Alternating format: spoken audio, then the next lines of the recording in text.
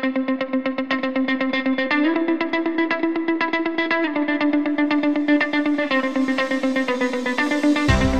och välkommen till Dalkarså.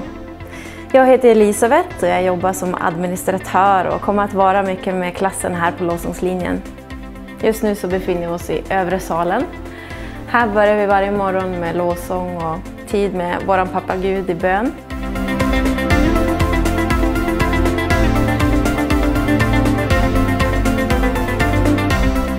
Sen fortsätter vi dagen med undervisning på förmiddagarna. Ofta mer praktiskt på eftermiddagarna, gärna i vårt ensemblerum. Vi bor på våra internat i en mysig miljö tillsammans med andra kursdeltagare, precis som det ska vara på en folkhögskola. Lite som en stor familj.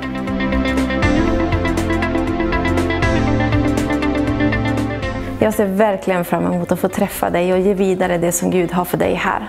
Förvänta dig ett år med mycket gemenskap och att bli djupt rotad i Gud.